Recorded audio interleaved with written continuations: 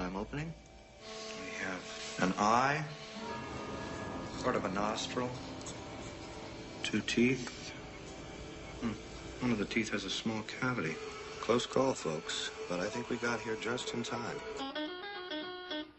Presented by Maria Menounos and Kevin Undergaro. This is Anatomy of a Movie. In-depth discussions and breakdowns of various movie titles. And now that you've seen the movie, let the dissection begin. Hello, everybody.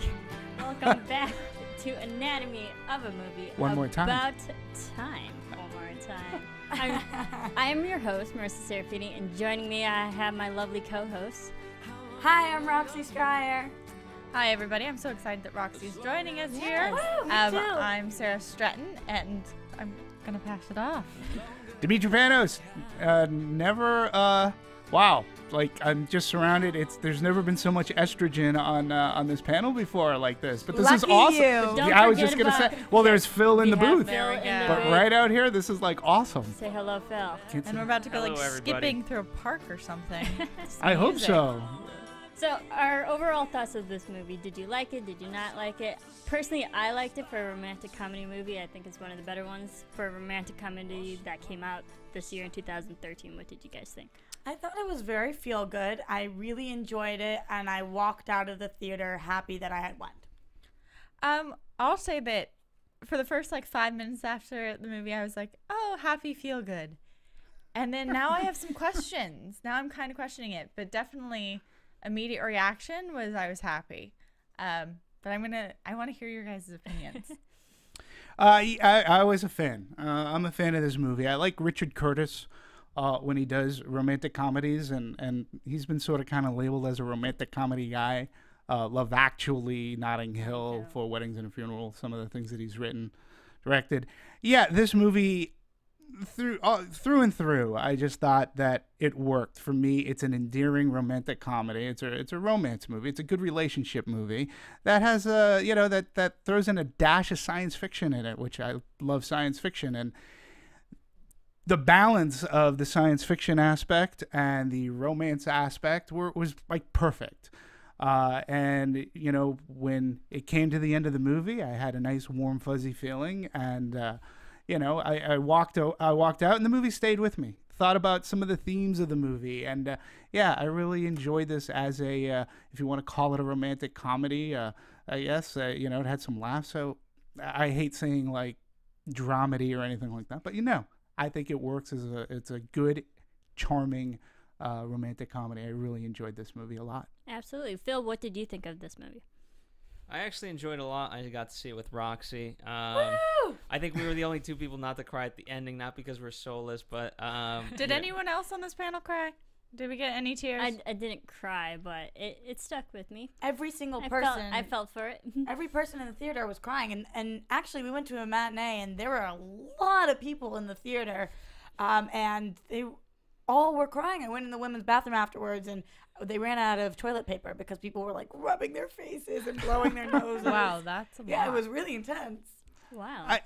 For me, it was emotional. I didn't cry, but it's an emotional movie, and I found that listen, a romantic comedy has to hit certain points, and it has to earn them. First and foremost, I hate romantic comedies that force the issue. It's almost like there's a guy off in the theater who's holding up cue cards going, this is the part of the movie where you have to cry. Or There this was is the a part guy of in the this movie movie holding up cue cards. You're telling just you. cynical right now. That's just mean.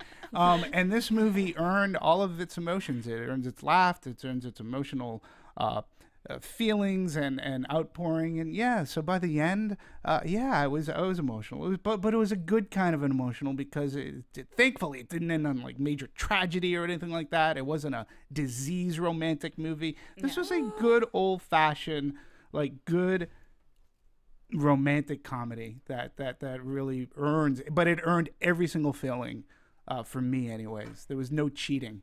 I Didn't feel forced. I like the originality to this movie that we added the time travel within a love story. But it's still comedic. It was used in a comedic way, and I liked how this movie was conceptualized in that, because I know Richard Curtis, who wrote and directed this film, he wanted to write a story about family and the family aspects, because his previous films, like Love Actually, Notting Hill, they were all, most of his more famous films, they're known for friendships and the bond between just being friends. He wanted to write a story about a family this time.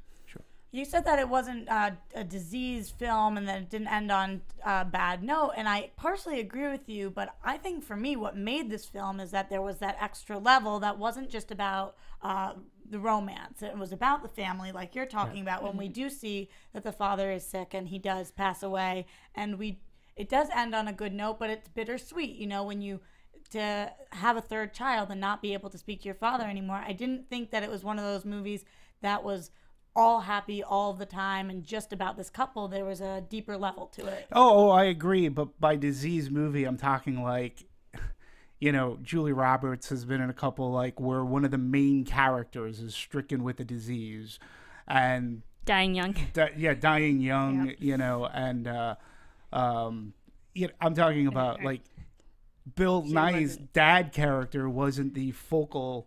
You know, he wasn't part of the relationship. So, you know, the peripheral, the supporting cast is fine. What I mean by disease, sometimes like the disease is used so common, it's such a cliche that somebody has to, you know, have some semblance of a disease and you shouldn't fall in love with me, and they fall in love anyways, and you know what's going to happen at the end, and they force the emotion on you. And About Time didn't. To your point, it was very bittersweet. Right. But it wasn't about Bill Nighy's, it wasn't about Dad's cancer. It wasn't about him getting sick. It was about the couple and them growing up, and it was about the boy too. It was about him and the decisions that he makes or gets to remake and how that affects his life. And it's very interesting because what carried the movie through for me, or what my favorite parts were actually the family, was specifically his dad and mom. I think that from the first point when they introduce his mom as like her fashion idol being the queen, like from there she had me.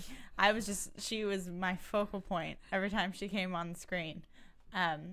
So like I'm very happy that he went that route to create that relationship. But isn't it, you know, when you just said the key word too, like this isn't just a relationship between two people. Family is about relationship. Mm-hmm. And this is, in a sense, this is a great relationship movie about finding one's own and helping family, you know. And I love the family too. There's such a great part of this movie, but it's friends and family as well. And you know, I think that Richard Curtis just was able to put everything together, and you know, it could be sort of a hard movie to talk about, or not to talk about, I mean, but to market, because it is such a big relationship movie. But you have to focus on the romance of this. And it's not just about the romance, it's about the story and the meaning of enjoying every day, like literally carpe diem, enjoying your moment and living in it, even though at face value it may not be the greatest or the happiest moment,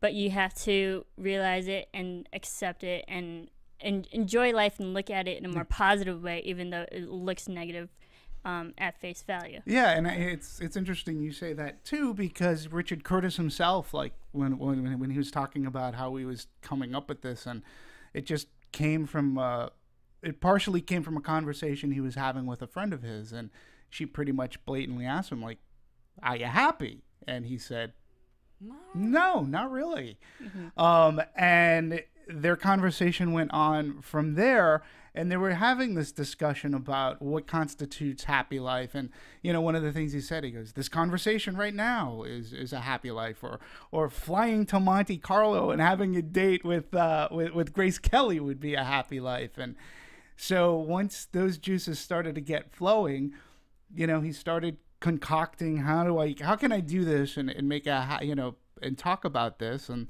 I think that's the charm of this movie, because in the end, it is about, are you happy with life? And if you were able to change something to make you happy in life, you know, could you do it? And another message was, how do you, Richard Curtis had mentioned, how do you treasure a regular and average day? Right. And that goes when we see that at the end of the movie, when we see Tim repeating the day over and he's looking at all the little things that he didn't think about. Sure.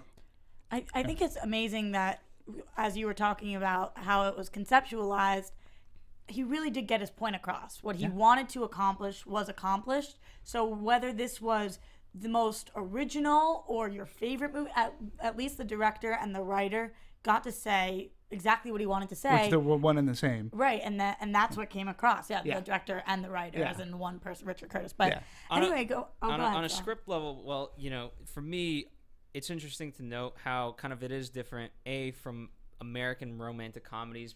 Think of like 500 Days of Summer and how that kind of shifted time. Adjustment Bureau kind of comes into mind, and obviously you have so many. They did an article on the 50 greatest time travel movies, which Back to the Future won. But I'm saying this because it's the script is different in the sense of there's not. I thought initially they could have so much melodrama in terms of how they could just mess with Tim's life and how bad it could go, and and how unexpected tragedy can hit at any moment. But they didn't go that way, which I thought worked to the film's credit, because it would have been like, oh well, it's just another bad thing that he has to deal with, and he's going to try to fix it through time, and time's not going to work to his advantage, and all these different things. So from that level, I thought it worked really well. I agree. I will say, like, if we're going to get into, like, the script and the writing and specific choices, I'm sure, like, I think that this was a romantic comedy. They filled it with some really good liners. I know Roxy has a few down that I'm sure she'll end up quoting. I'm a quotes person. Yes, she's going to end up quoting. But scene-wise, writing-wise, I liked that they differentiated his experience with tragedy and with how it was affected by time. Obviously, you have his sister get in an accident and his father have these. Those are both very big things that people want to be able to change, and that he had a different reaction and a different role in each, and how he was able to let certain things happen. I really appreciated that. Sure. I appreciated some of the choices they made, and I appreciated, for instance, there's one scene probably in the middle of the movie with what is her name? Charlotte. Yes, where they put the obvious scenario. He has the choice to sleep with her with full awareness that he could obviously go back in time and change that never even happened. And that they didn't give that almost cop-out, that they avoided like things like that.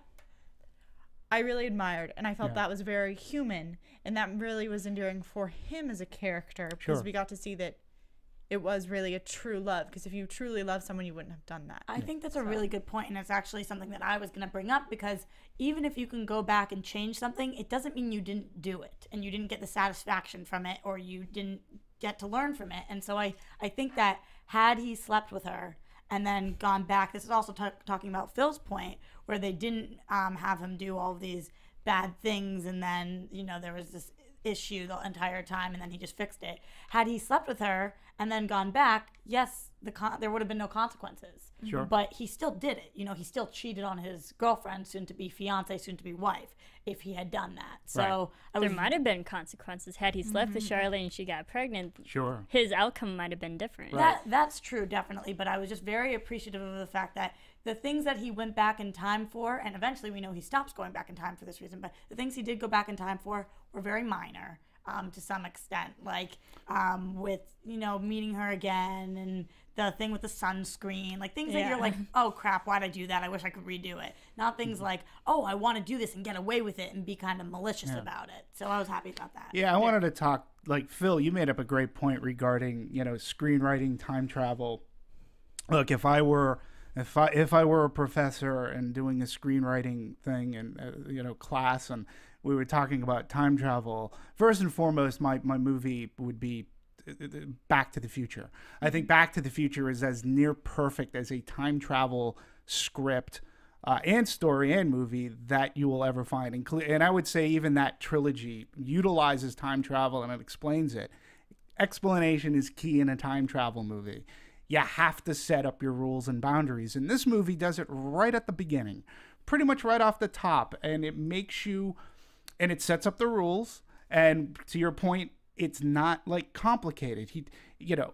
Dad tells son, you can't go back in time and say, kill Hitler or anything like that. The only thing you can do is go back to where you were once and change something, but it's not going to be a butterfly effect kind of thing where the outcome of the world is in the fate of your hands if you do this time travel. So it sets these things up right at the beginning, and any good time travel story should try to convey to the audience what you can and can't do.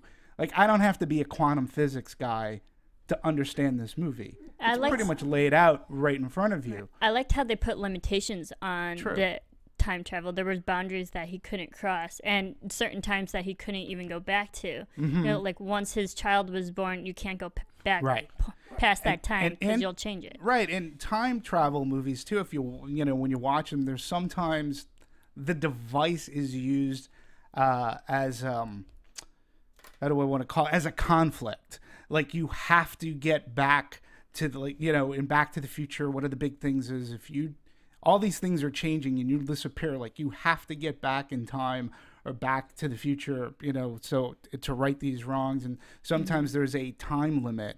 And in this movie, it didn't really have it. The only conflict, if you even want to call it a conflict, I just call it a nice plot device, was, yes, you can't go back. There was a pregnancy. His wife was pregnant, and when his father was sick, he was prolonging his dad's death, but they knew that they had a set time because once that baby was born, he was going to have to let go. And I thought that was a nice plot point that worked. Marissa, I was just going to say, it's interesting, though, because while I do think this movie really got across a different perspective on time travel and like a new option that is restricted and in a way more contained, more simple. It's like a simpler life. It's not like this big, huge, taking on the world time travel movie. And it got across themes about family and about how you live your life day to day and how to be happy. I think that one thing that they had to kind of change in order to get those things across was that we didn't get as much of a character arc in our main characters. He kind of was a very moral, good person. Like, I fell in love with, I really liked Tim within the first 5 minutes of the movie. He was already a good guy. He already had a good sense of humor. He was sweet. So giving him this, I kind of knew he wasn't going to have that like fall or that trouble with it. He had trouble. His biggest problem was like, oh yeah, wait, I haven't met you and now I'm awkward. It wasn't anything tragic or mean or bad. So we did lose a little bit of, in my opinion, like character arcs, but it was sacrificed for theme. So sometimes that's all I would say, is that we did get things across, but I think that I want to go back to the time travel for a second, and then I'll address a couple points you made, but I actually had a little bit of an issue with the time travel in this movie. Not as much as some people seem to. Obviously, we're on the blogs, we're reading what other people's opinions are. You're talking about the Times article about the woes of time travel in this movie, because there is Times just killed this movie. Unfortunately, all the sci-fi. Yeah, they did. But if you read that rip article, this movie apart. no, but again, before we even get into that.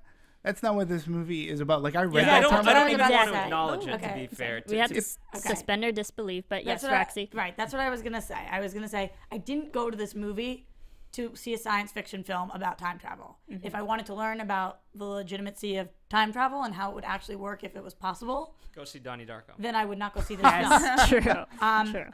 But what I did have a problem with was one of the rules that was laid out at the beginning was only the men in our family can do this. Right. And he brought back his sister. And that, to me, was a loophole that kind of bothered me. Considering that the dad had never brought back the mom and specifically said that the mom never knew about it. And yes, bringing back the sister had consequences, and then he ended up having to unbring her back and fix all of that. I didn't know as part of the rules, and he was very sure of it. I was surprised that he was so sure that he could just bring somebody along. That bothered me. I don't know if that bothered any of you guys. No, I mean, it was something that was brought up, but here's my thing. You want to call it a loophole. It wasn't the sister that commensurated that did the action. He just said, hold on to me. So he's the vehicle for doing it. So to me anyways, the way that played out was she was just she was the vehicle. She was hopping in the DeLorean, and he's the DeLorean, and taking her back to, he goes, look, this is what I can do. He goes, I can do it. She can't do it. Hold on to me. And they made a specific point to say, hold on to me, or they held hands. And so he was able to take her back in time. Dad's didn't say only, he said only the men can do it.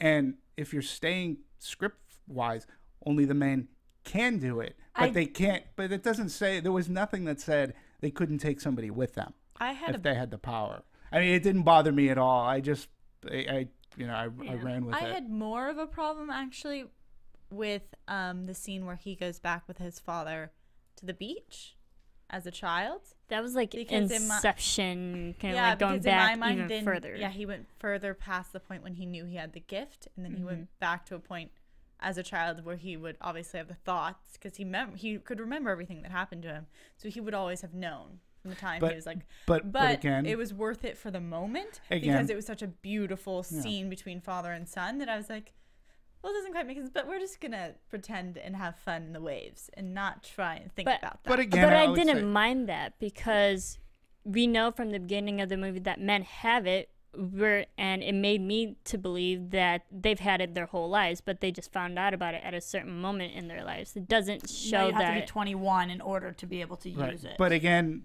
focus on who precipitated that time travel. the father. It was the father. So it wasn't Tim. Tim, is that his name? Yeah. Tim. It wasn't Tim who did it.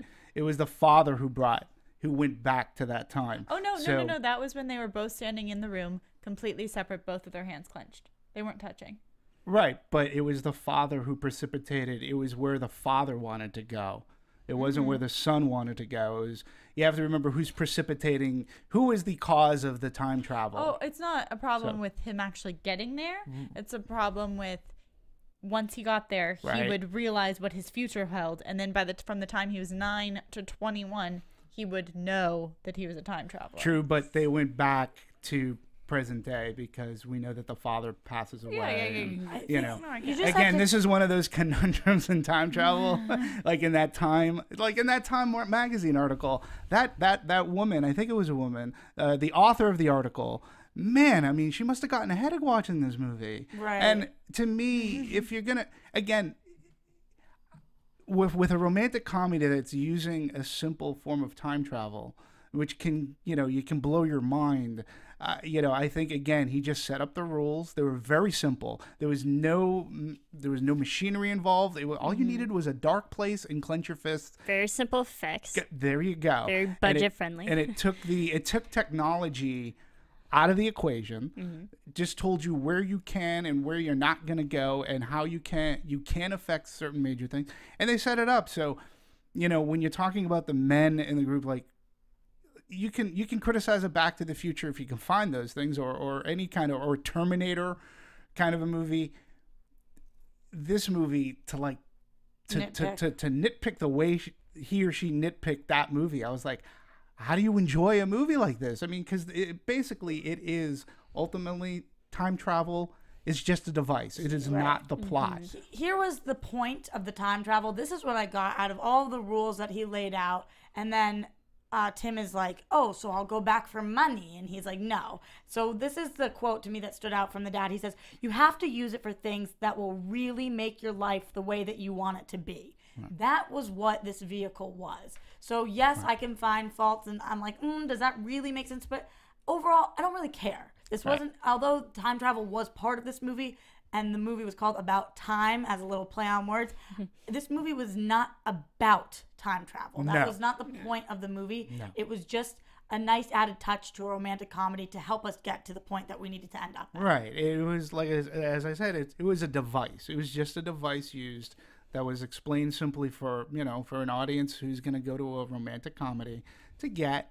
And yes, we could nitpick, and we could probably spend 2 hours nitpicking on, causalities and butterfly effects and ripple effects, but that's not what About Time is about. I liked how Tim used this, like the progression of how he used the this time travel device. Sure. At the beginning, when he first found out, it was for the little things, like kissing a girl and changing outcomes for like little fun, selfish reasons. But then throughout the movie, it was for more bigger personal things, changing a bigger outcome and helping others using this, and helping his sister, helping his friend.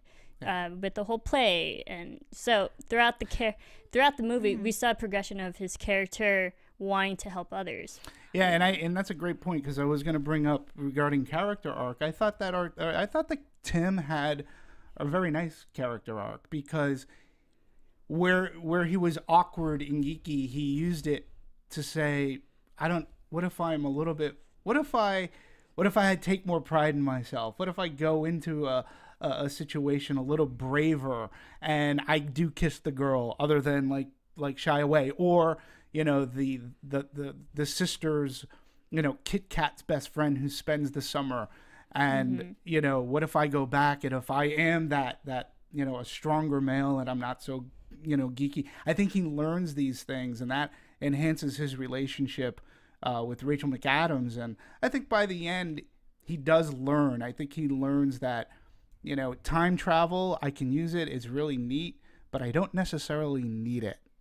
And where he was using it before, so he became he became a man. He became a family man. He has children, he's got a family, he's still, and he has the love and of his immediate family. And yeah, so I think there was a bit of a character arc for that character, for Tim's character, I believe.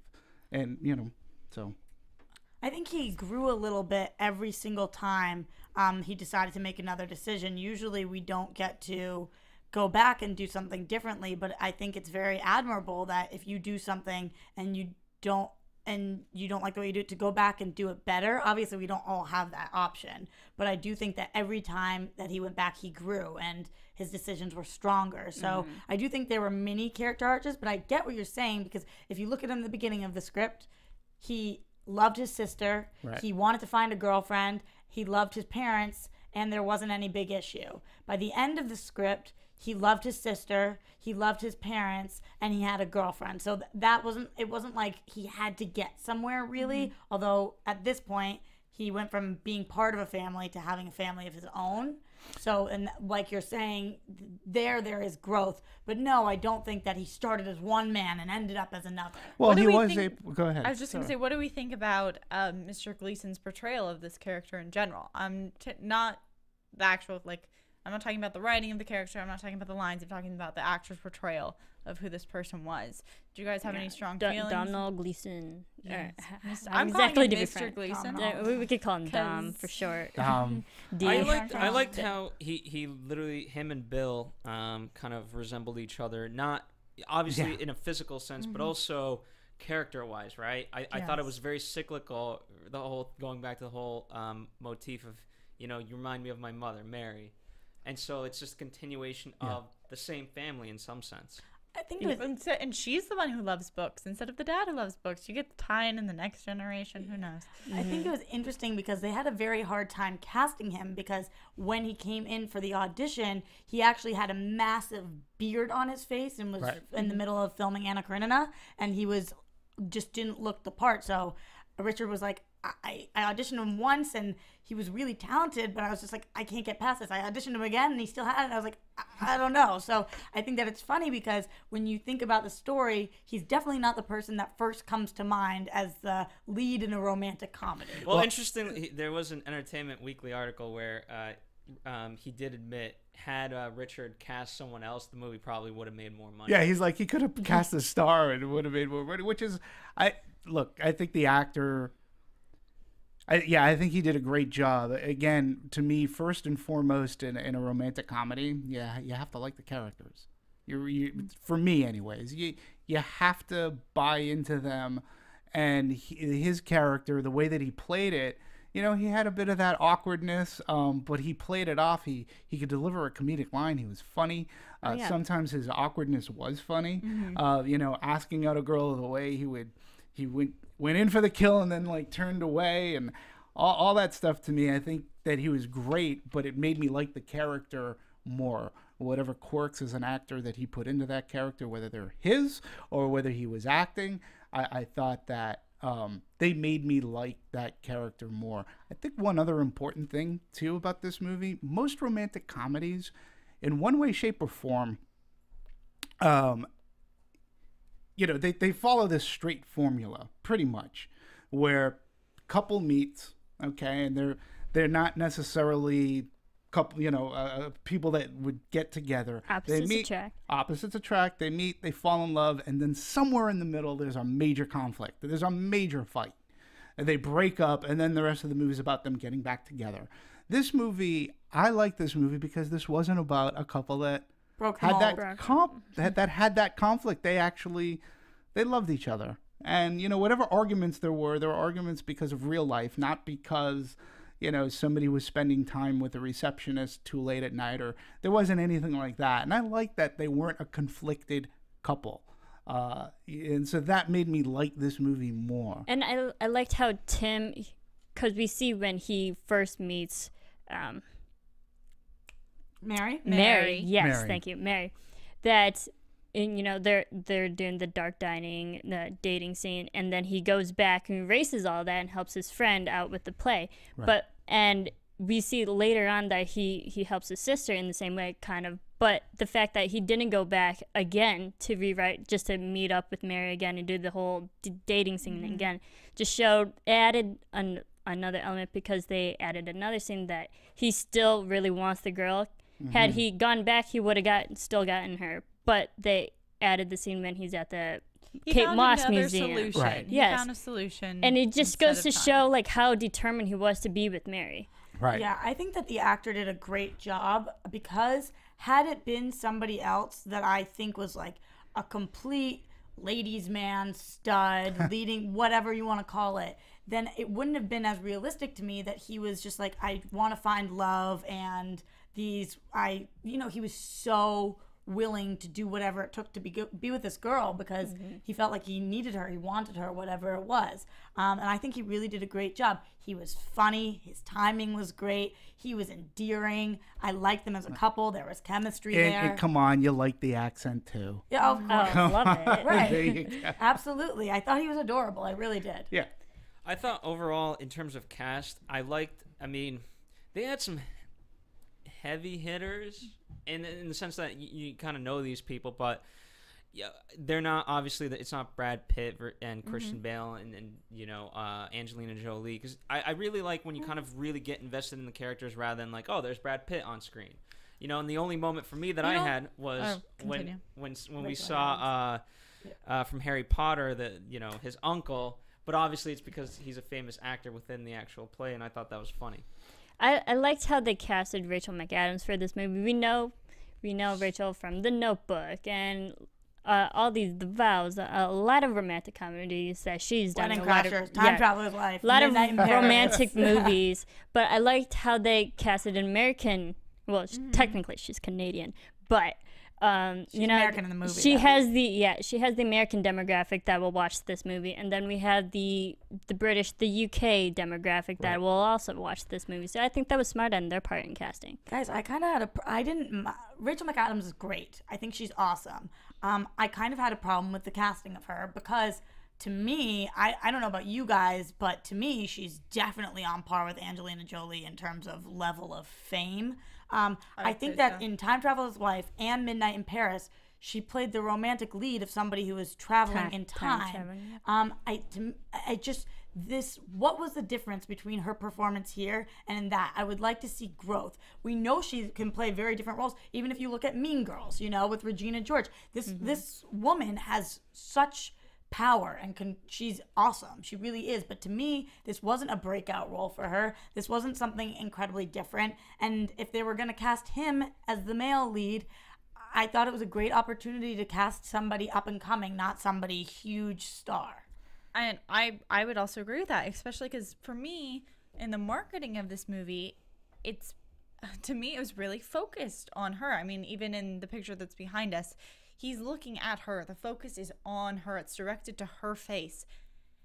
And she's a great actress, but I really just didn't get that much kind of from the character. She was sweet. She was beautiful. She was a little bit quirky. but Let me ask you a question. I only needed an image to tell me all of that. Yeah, and the I thing didn't- is that she wasn't the protagonist in the movie. She was the supporting character. So I don't think it was really about her. Yes, she's a bigger name that we know from this movie, but she wasn't the anchor of the movie. It was rumored that Zooey Deschanel was supposed to be cast. Well, it's not a rumor. Well, she was supposed to be. Well, yeah. He wouldn't confirm in interviews. Richard wouldn't. he did. He was like, "Oh, I don't know if I want to talk about that. Oh, well, sometimes things like this happen." But he wasn't like, "This is the person I wanted," and it fell through. And then he talked about his casting in Four Weddings and a Funeral and how that wasn't supposed to be Hugh Grant originally. Whatever. But anyway, the point is, do we think Zooey Deschanel would have had a different take, a better take, a worse take, or do we see anybody else that could have played the role? You know, well, first I'll go the Rachel McAdams. You know, I want to address her. I mean, I think she's a good actress. And I think that she can play mean really good. She can play sympathetic really good. You know, she was in a really great Wes Craven movie called Red Eye, which is a suspense thriller, and she really had to pretty much hold that movie along with Cillian Murphy, but she did a really great job in that. And I think in this movie, look, if you find a type of role that works and it's a great script, this is the kind of movie, like, I think that she's great in. For a guy, you know, she's attractive, but not. Girl she's next not door. like she's attractive enough. She's really cute. She's adorable. She has a great infectious laugh and smile. From a guy's point of view, she's an attractive woman. And I think as far as her acting goes, I mean, I think she's fine. Now, The Notebook. I'm not watching The Notebook. You know, no offense. You know, the other movie that she did with yeah, well, of course you do, and that's great. And that, you What know, do you it's mean? Of probably course good. we do. Of course you do. And I gotta admit, when we first you don't like The Notebook?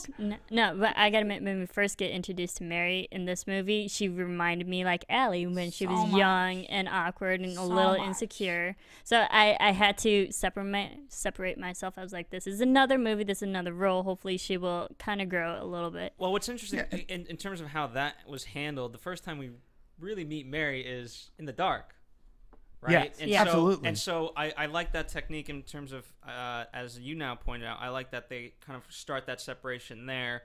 And also you kind of fall in love with them because they fall in love with each other based on what they're saying, not how they're looking at each other and whatever else. Right. And and she's in the dark, but I'm just like, and that's one of the best scenes in the movie, in my opinion. what was the other one? What was the one that she was in just recently? The Vow. The Vow, yes. You know, which was, you know, again, I think going back to a romantic movie, to me, the ones that The Vow did a lot of money, and you know, a lot of if you look at the breakdown, I'm willing to bet that it was a lot of female. But to make a really good romantic comedy, you have to get the guys in there. You think that the demographic for About Time and the demographic for The Notebook are vastly different? Yeah, I think absolutely. Huh. Absolutely. I think that About Time would probably, especially too, by the way that it was released and everything, I think About Time goes for a little bit more of a mature audience, a little bit of an older audience. It's not going for the teenage young adult girl. For About Time. I mean, we listen to the themes that we talked about. I mean, we talk about themes of family togetherness, and yeah, I do. I think that they're vastly different movies. I don't know. I completely disagree on that point. I mean, maybe it's just the people that I associate with, the people I've spoken to, but all of my guy friends have seen The Notebook, and they all love it. I don't know if you guys have found something completely different. You also have to remember The Notebook was written by Nicholas Sparks, who already has that female demographic and audience and following. And so whoever has read his movies, his books have probably watched his movies. And then we have Richard Curtis, who wrote this movie known for Notting Hill and Four Weddings and a Funeral. So they had already two different audiences. And Richard Curtis and like Love Actually, I wouldn't compare Love Actually to a Matthew McConaughey, Kate Hudson romantic comedy. I mean, he writes more intelligent types of romantic movies. And again, though, but when you look at the history of really the highly successful romantic comedies like Oh, When Harry Met Sally. Mm-hmm. Like that didn't just speak to women; it spoke to guys too. It was like a great date movie. So, but as we've gone later on, like I said, before it was either Matthew McConaughey, Kate Hudson, or 27 Dresses, which, these movies. Katherine Heigl. I'm not going James to. Marsden. There's nothing in those movies that's going to get me. About Time, on the other hand, I'm going to go. I know Richard Curtis as a writer, as a decent director, and, I like his movies, but I don't think you're getting the growth. I mean, you're not going to get the young girls in the States to go, like, they're going to go see The Vow or The Notebook, but About Time, I'm not. This is what I'm going to agree and disagree with you. One, I do think there is a distinct difference. You mentioned Love Actually and The Notebook. I would put those on. They're both romance movies, but they're very different. I would put About Time somewhere in the middle of those two, if it's like a spectrum. I will say that Rachel McAdams is a really big force, especially for the younger demographic still, because of The Notebook. So she still is going to pull in. And Mean Girls. She's going to pull in that audience no matter what. So there is going to be, I think there's going to be a teenage following or younger girl following for this movie. Okay. Well, and so they overlap. We can talk about, I'll bring up the grosses because. What was this movie rated? I believe it's PG-13. Was Yeah. I thought it was R. Because I know that there was. Pretty sure it was R. There was no nudity. No, but no there was. nudity There at was. all. I don't know about I think swearing. There was swearing. Yeah. There was pictures of I could be wrong, but I think that you can see Kate Moss's boobs in the museum. Well, that's art. That's true. art. I had no problem with that. No, Of course, you know. Yeah, I Right. know that there was swearing because one of my favorite quotes from the mom, because I'm trying to sneak in these quotes anywhere that I can, was when That's she great, though. when she learns that her husband's gonna pass away, and she says, "Honestly, excuse my French. Honestly, I'm fucking furious. I'm so uninterested in a life without your father." And to me, to Sarah's point that she was one of her favorite characters, this moment made me fall in love with her even more. I thought that it was a just really awesome response. You get one F-bomb in a PG-13. Yeah. That's it. Oh, Yeah, and that was it. you have your limitations, but I do like About Time is rated It's R. rated rated R. R. Yeah, I was pretty Okay. sure it was rated R. All right. But I Well, do. I'm wrong. Yeah, love it. I do love the. She loves that you're wrong. Poor Marisa trying to make a point. I do love the overall cast in this movie. There Yeah, was a yeah. really great supporting cast, and I think all of from the family to the sister, the father, Bill Nighy, he's famous in UK, and the each individual character, they were all fun to watch. Absolutely. But, but just I want to go back, like, again, for this going to the young girl audience, I think we just, with it being rated R, they're not That's trying gonna be to hard, get that but I audience. think that they but will we'll get also this talk audience about, eventually. like, a little bit, like, okay, the movie originally opened out here in the States November 1st, and it was on very few theaters. And in fact, it made, on its opening weekend, it was on 175 theaters. So, again, you're not really trying to go for the young adult girl, and it made $1 million. Yep. So to date, its total gross is 7.7. So I'm not arguing against Rachel McAdams, but I'm just saying she's not pulling in that draw that for that young adult girl that we know is out there. Now, the interesting thing to note, gross-wise, is that its total foreign and domestic box office is $47 million. So $40 million has come in from overseas. Well, they Yeah, opened there I- September 4th, so they've had Exactly. longer. But this Do you movie's not going to think- hit $40 million No. in the States. Do you think Definitely not. this movie would have done better had it opened up in the UK and in here in America at the same time? No, I don't really. No, I think the grosses show that they opened it up the way that they should have. I mean, obviously Richard Curtis has some cachet, very popular writer and director over there. So opening it up overseas for them, they wanted to get their money in, and it's a hit overseas. Yeah, and Sarah, what do you think? I think that they would have done a lot better if they just put it down to PG-13.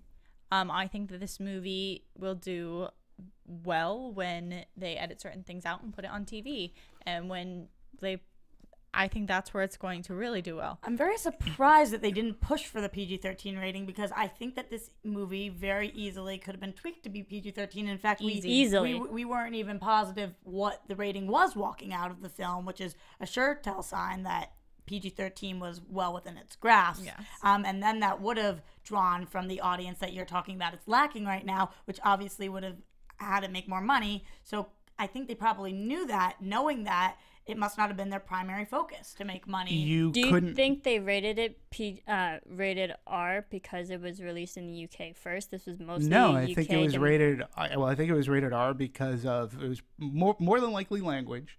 They probably had in addition a couple of more uses of the word fuck in there and subject matter perhaps, but I think it was primarily language. And listen, I think that had they even made it PG-13. It would have been futile because marketing this movie, you have the one thing in this movie that I hate to say it, but a lot of women do science fiction. You have this time travel thing, and it's not like what was the other Rachel McAdams movie? But that movie didn't do that. Time Traveler's Wife didn't even do that. Which off a book, correct? Yes, it was based off of a book. Or Midnight in Paris, right? But Midnight in Paris is an art house film. We're talking about trying to make this more of a commercial movie, and I don't think it would have sold. You couldn't sell it as such. I do want to go back and say, because we are talking about Rachel McAdams a lot, more about her acting. I thought she did a great job. And nothing that I was saying she didn't do a great job. You hate her. She's very talented. No, I actually love her, which is why I would like to see her stretch herself a little more. And it was interesting because actually Richard Curtis said that he had asked her to be in things before and she had turned him down. So I was surprised that this was the project she accepted, considering she had already had those 2 roles previously. I feel like she is somebody who's trying to push her boundaries, and it's not like this was going to be a huge box office hit. So I don't know why she took the role. I'm actually wondering. I have no idea. Maybe script. I was going to say she liked her quirky line. She said she likes scripts that move her, and that this script moved her. So I guess that is reason enough. She might have liked the moral, the message that was in this movie. You gotta live every day to its fullest.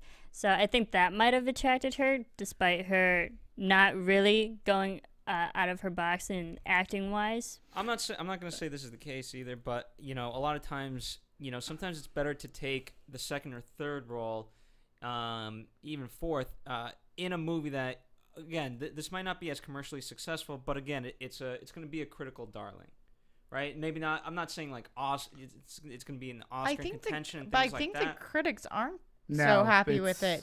They're giving it, I believe, on Rotten Tomatoes, like a 60 or something. Yeah, and it's like when you look at the movie thing, it's like fans are saying must go, and it's like critics are saying so.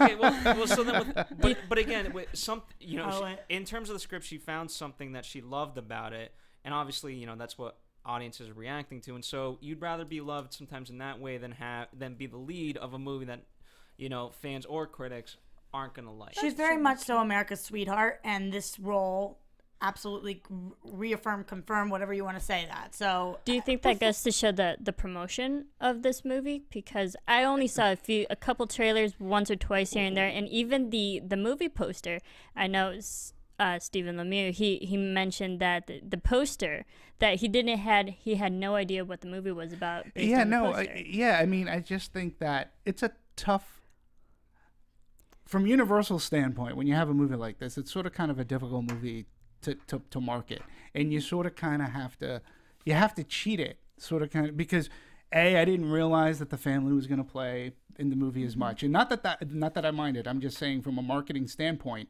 you have to pick and choose. So they went about it in a way that the only way I think any studio could have gone about it, and this is a Richard Curtis from the guy that brought you Love Actually and Notting Hill and all these other great romantic movies. Here's another great romantic movie, and you can't shy away from the fact that it has that time travel element because it factors into the movie so much.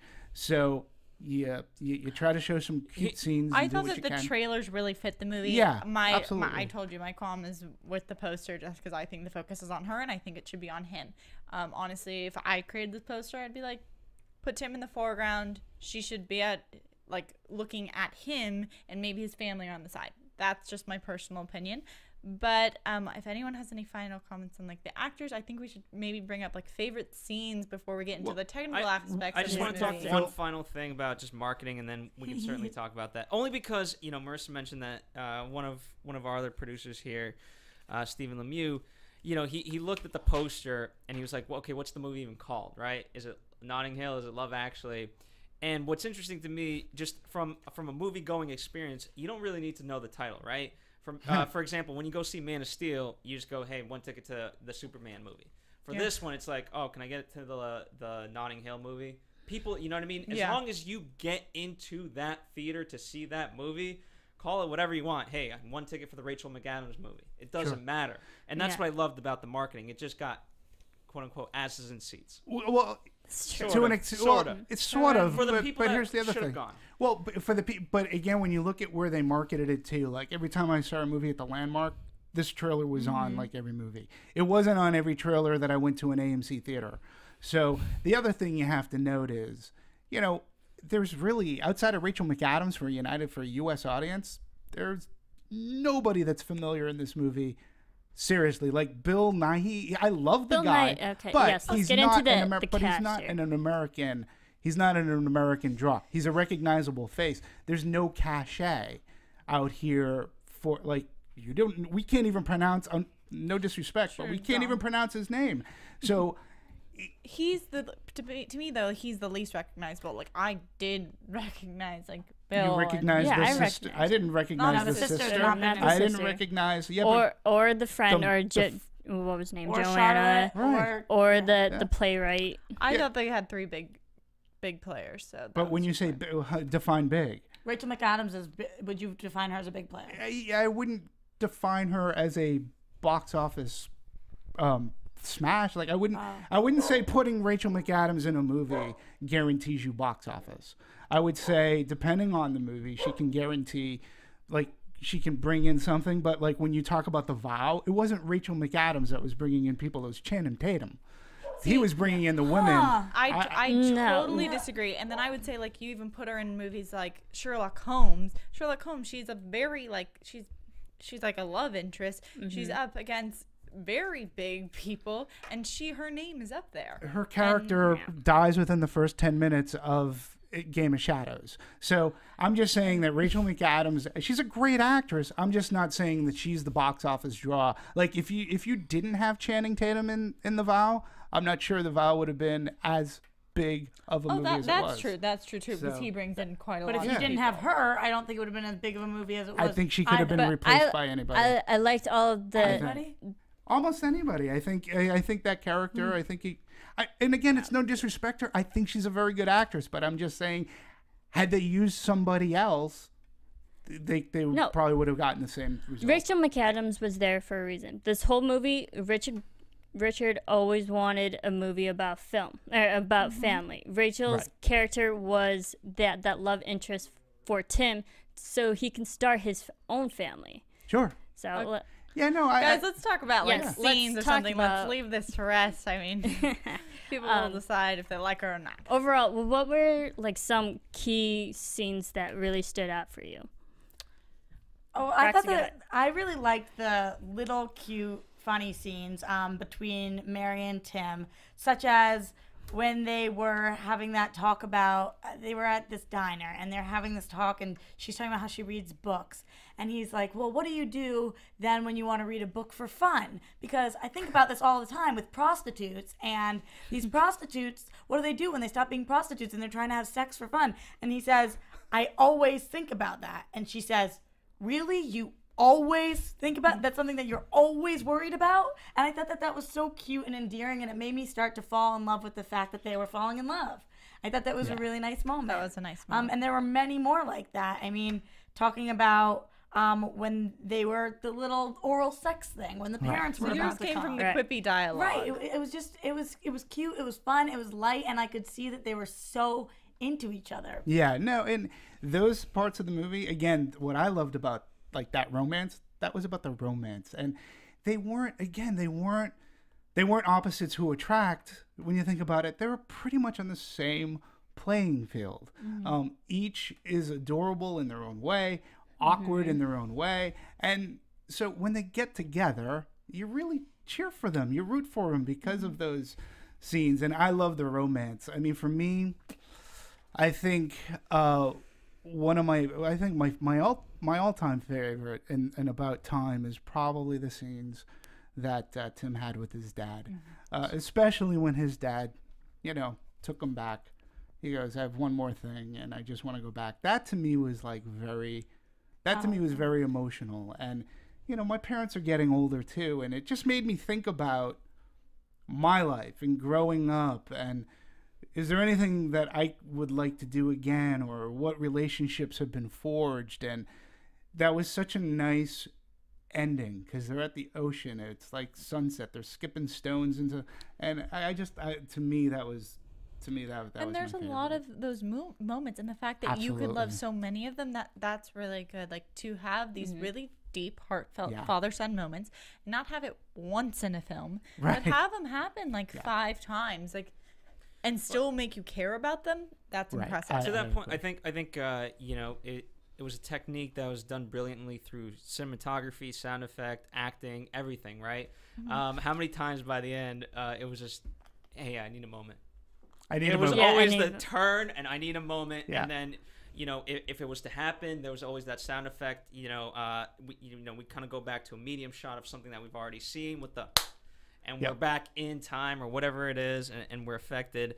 And I like, in terms of the quirkiness, for me, the scene that worked really well was when she's finally like, "Okay, we're going to address this issue head on. What happened here? Give me a no, you're not getting out of this one." Yeah. I liked it, Phil, you mentioned the sound effect that at the beginning when he first finds out about this magic power that I call it magic, but this ability that it has this big loud, I don't know exactly how to describe it, a whooshing effect that he's warped.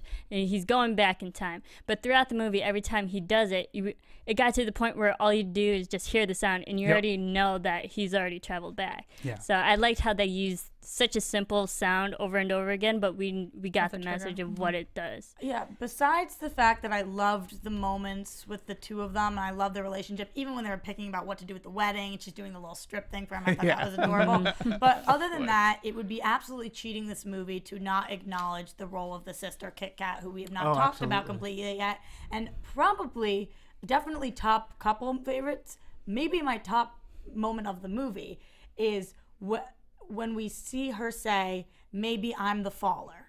And she's talking about how, she says, in every family there's that one person who keeps falling and falling, and I think that probably at some point in our lives, at least I know I have, definitely felt like this, and everybody around you just seems to be flying and you just seem to be stumbling, and you're just the one who's stumbling, and you're like, well, maybe that's just my role, but maybe that's who I am. And as we see, that's not her role. That's not who she is. That's just where she is in life at that moment.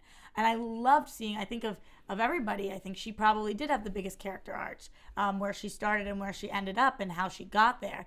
And I especially love that going back in time isn't what fixed it for her, that she had to fix it herself, and that they sat there by the hospital bed with her, and that sometimes we make mistakes. It happens, in life. You pick the wrong guy, you make the wrong decision, and you go down a path that not that you weren't meant to go down, but that it's just not the healthy, not the right path. Yeah, and I love that message that as much as you want to help everyone else and you have the ability to help them, that they have to help themselves first. Right. Yeah.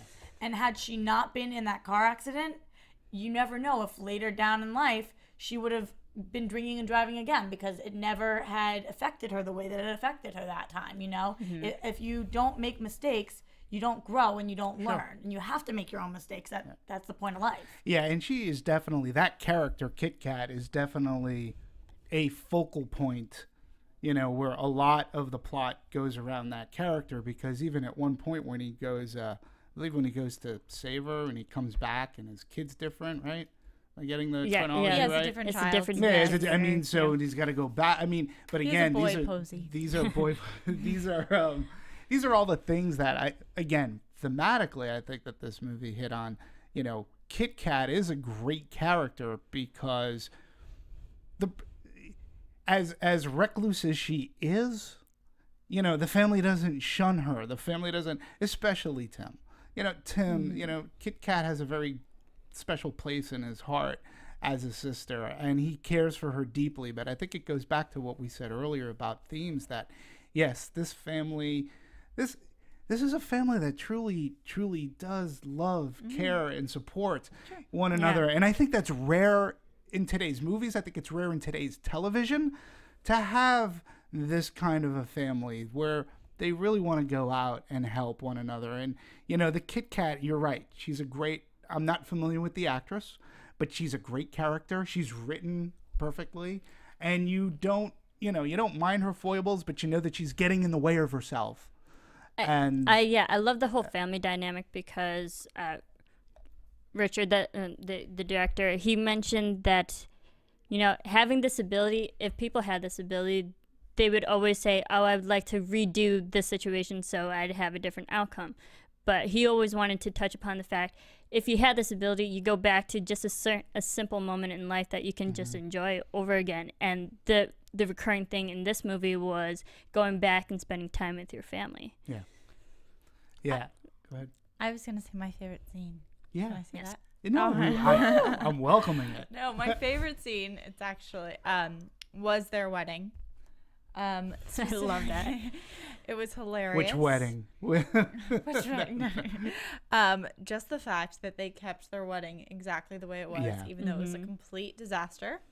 That made me very happy. Well, we opened. I It was like also that. hilarious. I just really enjoyed everyone getting That's great. just sopping wet. Right. And Marquis. Yeah. We opened the movie with him telling us that rain or shine, we go through with these events. We watch movies outside. We pull up the umbrella. We do all of this, and then to see the wedding and have it be pouring and have them go through rain or shine, And it was a them love testament. it. Yeah. And them be laughing while everyone else is miserable at the And wedding. then I there was love a it. moment during that scene where, like, if we could do it all over again, she said she wouldn't change it for the world. And he was okay with that. I was like, all right. And they went so big. There was no with need this. to change it. Right. There was no need to change at all. They went so big. It wasn't drizzling on their raining day. It was pouring. It was a Torrential. The deluge. tent came down. They were all soaking wet. Their makeup was running. Their dresses were ripped. Everybody was flying up in the But wind. it's okay. When they Yeah. go inside, they look much better. Funny thing about that scene, Rachel and Dom, they mentioned about the whole tent breaking apart, and that actually did happen and fell on the actors, but those two managed to escape because the makeup crew didn't want to redo their hair again. Yeah, so they had to, like, get them out. I love that. What did you guys think about the length of this movie? I'm just curious because I felt it went a little too long. They could have cut some scenes here and there. I feel the dating scene when they first meet in the darkness. We see the whole time lapse from, like, I believe it was 2 to 3 hours. I think those, yes, they were fun and quirky, and we got the feel of what the personalities were like before we even saw them together. But I felt like some of the discussion went a little too long. Here's my I was problem. gonna My ask problem with it. Phil about this. No, I was gonna really because I'm very curious to what you think because I know my thoughts. But go ahead. Well, because here's the Congrats, I'm problem, glad you right? know your thoughts. And initially, you kind of know what the goal is. The goal is get a girl, right? First off, it's Charlotte, then it's Mary, and then all of a sudden these things come up of like, okay, he's got to help his friend, and oh no, I lost Mary's number. So you have an immediate goal you are on a journey with. Then eventually, you know, life, for all intents and purposes, seems good. Right, and there was the moment when Jimmy knocked on the door. I was like, okay, something bad has to happen. Okay, knock on the door. All right, we're just at the point where where I know audiences are like, okay, we need something to happen. And I was like, okay, finally, we're there. However, you know, in those sections, we lost the immediate goal. We didn't know where we're going, and that's what started lagging. And I think had they just compressed a little bit, gotten to the father. You know, let's say 5 or 10 minutes. If John Comfort was here, he'd say 10 minutes. So I'm going to go 10 minutes because he's a script doctor. We would have been okay. Yeah, But it's more of a European movie, so it's like, okay, here's life as lived rather than the American, like, objective. Yeah, I feel like the montages were a little long. the train one. Yes, the train when they're at the train, and that lasted a few minutes. We hear a whole song for that amount, and then Yeah, I like the song. And then when he's Ben Folds, at that museum display for Kate Moss, we see all these people passing over and over again. Right. That lasted a little too long. To me, the like, I thought there was a definitive like where it ended, and it seemed to go on a little bit more longer than that. Now, I don't exactly know where to trim, because it's funny when I left the movie, we people I went with, we talked about it, like where would you have trimmed? You know, I thought the pacing of the movie was very good. I thought it was put together. I thought it was edited really well. You know, and I would, however, I do agree that it was perhaps a little long. I just wouldn't know exactly where to put that end. Like where to cut out, what to cut out. I'm gonna give advice to any wannabe filmmakers, right? And actually, Sarah and Roxy are learning this because we've been working together more and more. And I learned this from John, right? Just cut, because cut. You don't know. You know what I mean? You're gonna any movie that I've ever seen in the edit bay, the first rough cut, honest to God, is gonna be, if you get a 3-hour movie, you're in good shape. Ironically, most of them turn out to be 4. If you're Peter Jackson, more like 20 hours. Well, I'm just Different curious. story. However, However, that's why they make director's cuts now, so that everyone can be happy. I don't think at some point. Have you ever walked out of a movie and been like, that was too short? Like, I don't think I've ever done that. So I would agree with your. That's just what I'm cut. saying. Because here's the thing. You have the longer version when you start. Just cut. Then when something feels off, you're like, okay, that was a little bit too fast. Let's put certain things back in. And it's you can do those things, but you have to have that freedom and the courage to do so. I don't think that you'll ever walk out of a movie being like, that's too short. What I think you can walk out of, that's the translation, is sometimes when you feel like empty. Yeah. Or you feel like you have unanswered questions or something like that. Maybe they cut out character work or setups or something. And that's where you get that discrepancy. Maybe they cut too much there. Well, this movie didn't do that. See, the thing for me, I felt like the last 10 minutes of the movie wasn't really needed. I mean, we got the message in the last 10 minutes.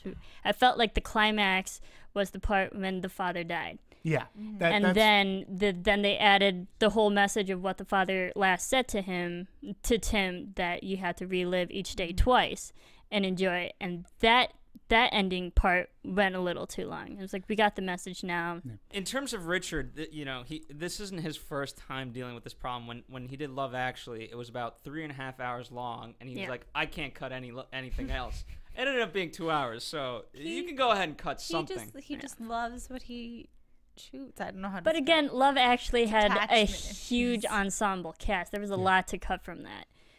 So, but yes, the ending was, we got the message. It was a little long. Yeah, I mean, it almost felt like it ended and then it continued on for a little bit longer. Mm-hmm. But again, for me, that's ultimately, I really like the movie.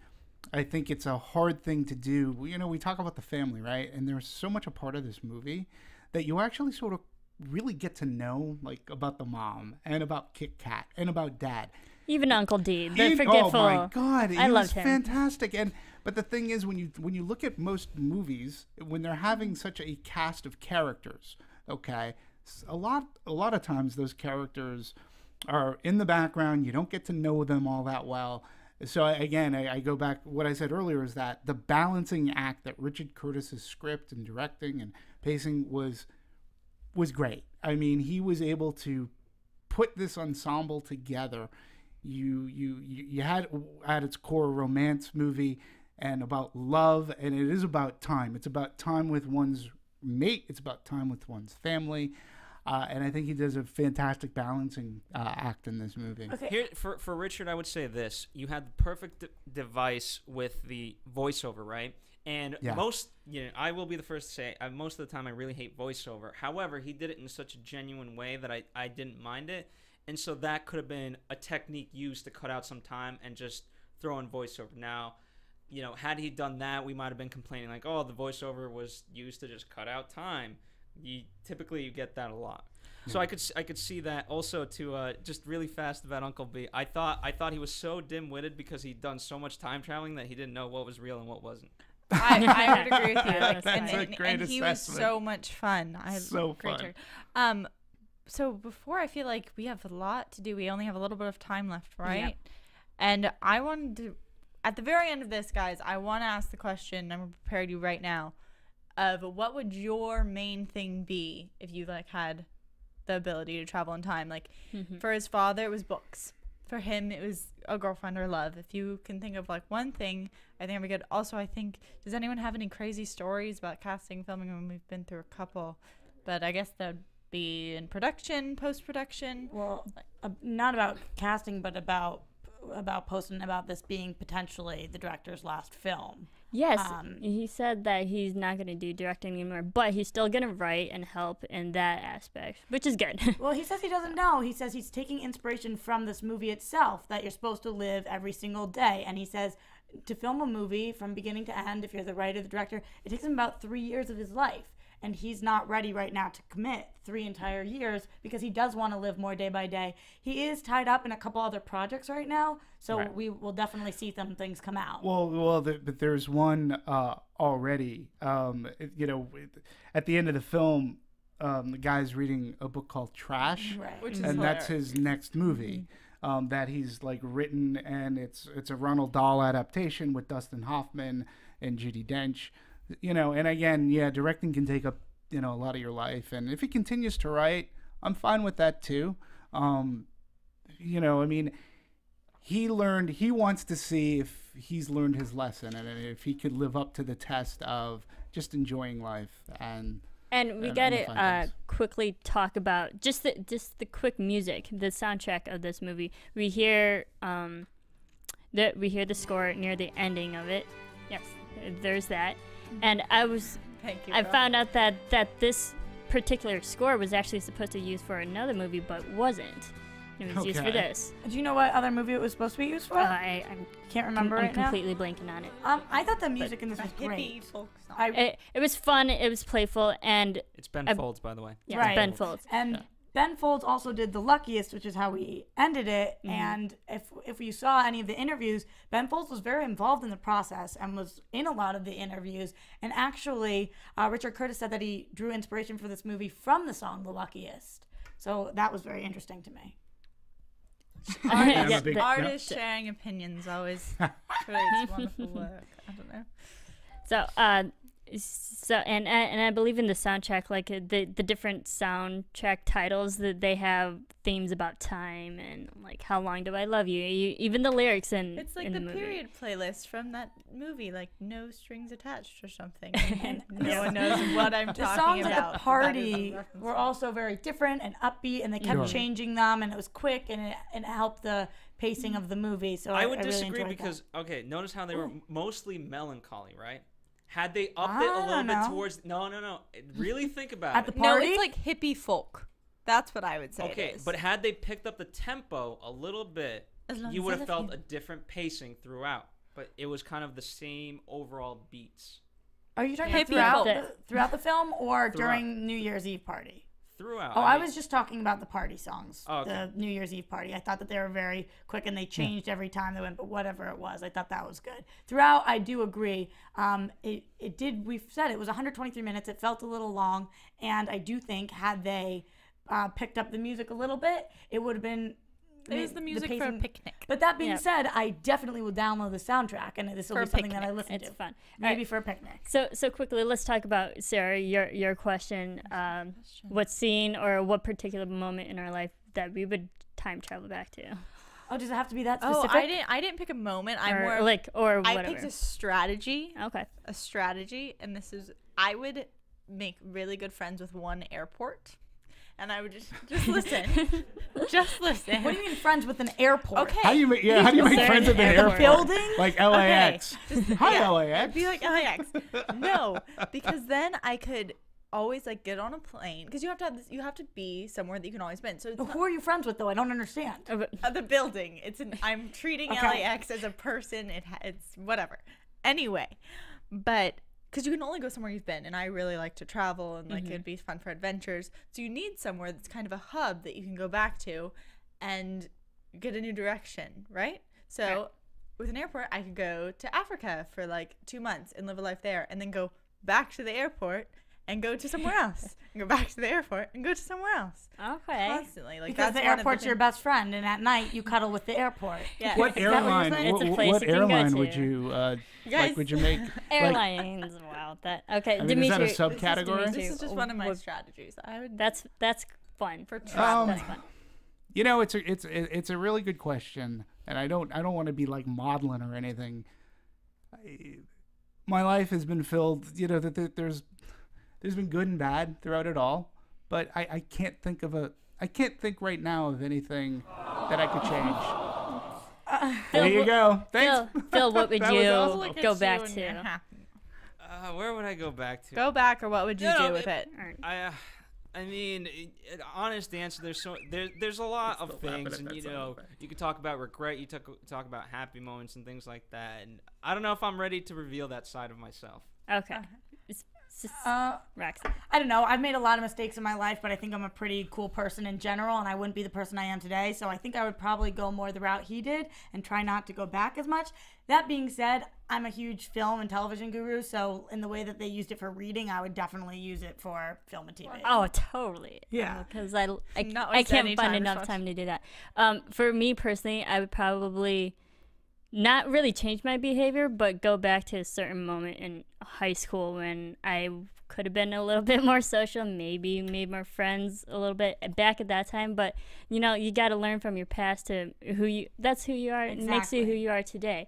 So I think maybe had I changed some things in my past, I would have had different relationships with different people, and I would have been somewhere else in life. Or not saying that I don't want to be here, but I'm just saying things could have been so much more different. Captain Kirk once said, I need my pain. So, yeah. And so this was a really fun movie. Roxy, you had a quick question? Real quick? Oh, guys, it's not quick. It was just Phil. Got like 1 minute. I know. Phil and I were battling before about whether we thought that this couple earned the love that they were actually in, whether we felt like that they were actually in love or they just loved the concept of love. I felt like they were actually in love. I was curious whether you guys did. Oh, too. The movie wouldn't have worked for me had I not thought they were actually in love. Okay. I thought they're cute. Here's what I will say. Words of wisdom from Sara. Words of wisdom for every guy out there. Don't just regurgitate what the girl tells you. Use it to your advantage, right? Mm-hmm. For example, had he really known her, and again, I love the movie, and I throw nothing away against it, but just in his proposal, he had people there. Had he really known her, he wouldn't have had people there. So that's all I'm saying. Use the information and knowledge gained from time travel to your advantage by doing something. Save the clock That's tower. True. And with that, we should just finish at that. And I would try time travel back to this beginning of this podcast when I said dying young is actually still Magnolias. There you go. There you go. I was kicking myself for that. You didn't have to time travel. You just Marisa, take a moment. There you go. And yep, there's my moment. All right, so where can we all find you? Demetri, go ahead. Anatomy of a Movie. You can find me at anatomyofamovie.com. Please, after watching, please comment. Please let us know what you think. It is very important. Love, hate, I don't care. That just means that you're watching. Yes, Sarah. You can find me here or also at AfterBuzz TV Network. I do a show on Boardwalk Empire on Sundays currently. That's about it right now. All right, Roxy. You can find me here or on AfterBuzz TV or, of course, social media at Roxy Striar. Phil, where can we find you? Follow us, Movie Anatomy, and Facebook.com/Anatomy of a Movie, anatomyofmovie.com. And yes, and you can follow me on Twitter and on Instagram at Serafini TV, even though we do talk about movies, and also at AfterBuzz TV, our sister network. And I did love this movie. I will probably buy it when it comes out on DVD. So thank you for listening to us and watching us. We had a great time. Yes, this was a fun conversation, and we will be with you next time for our next movie. Woohoo!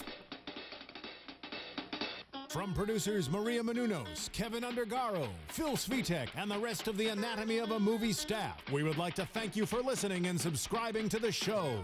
If you have any questions or comments, feel free to email or tweet us. I'm Sir Richard Wentworth, and this has been Anatomy of a Movie.